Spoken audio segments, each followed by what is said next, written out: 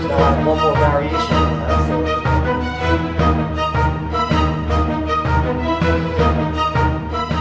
If you look at static and dynamic stretching and the whole controversy, it has to be controversy otherwise. This study was based on, it was really a faulty study on marathon runners, and they just said, listen, static stretching. People jumped to the conclusion after a study that if you're not familiar with this study, it took marathon runners and half of them did static stretches, half of them did dynamic stretches. There was 2 more injuries on the static stretch group. There was 1 study. Who knows what their bodies were particularly used to doing before they ran a marathon, so that of course added to it. Did they warm up before they did a static stretch? I like to do both of them. I don't like to see too. Do you have any thoughts on holding I grew up holding static stretches. That's what I do. Yeah, absolutely.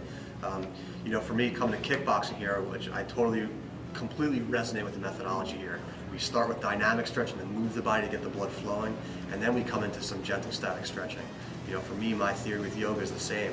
It's not just about trying to find some deep stretch and just hold it there. Even in these knee-down lunges, there's still a bit of dynamic stretch to it. So we're following the breath. So it's not just I'm not a statue here, right? I inhale, the spine lengthens. As I exhale, I lean the hips forward, right? So there's always movement in the body, even in the holding stretch, where we're still creating a little bit of a hold. There's still this ever-going flow of the breath. I believe absolutely in the benefit of dynamic stretching. In all my classes, I teach dynamic stretches first to get the body moving in a way that's going to prepare us for the more longer holds. In terms of athletic performance, I think dynamic stretching are a great way to prepare the body for any kind of athletic endeavor. There's something to be said for a static stretch where we can create intentional space in muscles that need it. It's not about just finding a static stretch across every muscle in the body. Some muscles are already long, they need to be strengthened as opposed to stretched even more. But the quadriceps particularly, it's a really great idea to create intentionally in that stretch to create more space. What about the thing I used to have that you put your legs in? I don't know if you guys remember, they used to sell a machine, you put your legs in and it just keeps cranking them apart. Do you remember this thing? I used it forever. I don't know that. Did I do a lot of damage? Yeah, back in the day for martial art, Taekwondo and karate, where they do extremely high kicks. They're forcing, like Kickboxer, the movie, where they tie his leg up. I'm sure that's based on realistic. Yeah. Trying to just pull people's legs apart.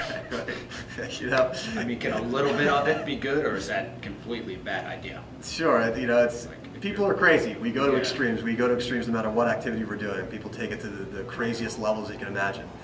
For me, I think the safest and healthiest yoga practice is not going to the extreme. I wouldn't recommend cranking your legs open in any kind of ridiculously dramatic fashion. But creating slow, intentional space, I think, is very healthy.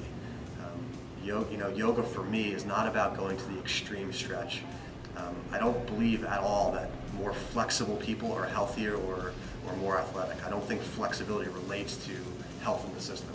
I think looseness and aliveness as opposed to chronic tightness does in fact create stability and health in the body.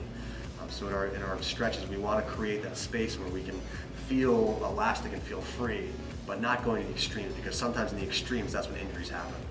I know lots and lots of people that have been practicing yoga for decades, and now they've got chronic injuries from pushing themselves too far for a too long of a period of time.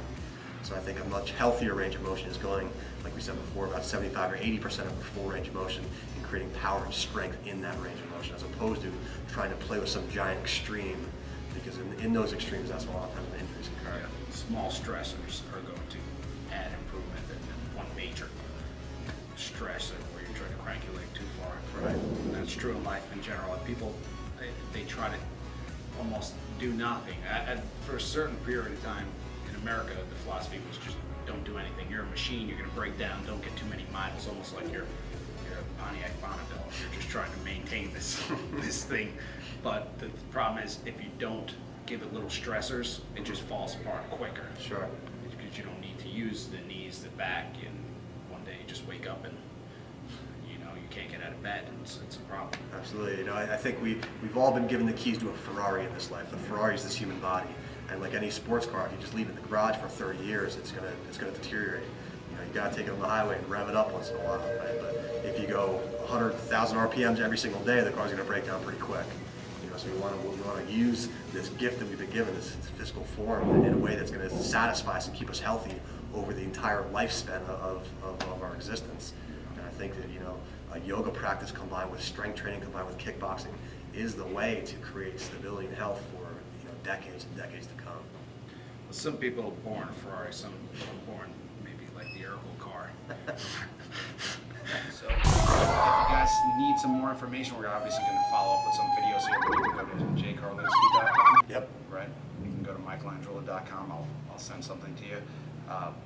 Peace, guys. See you soon.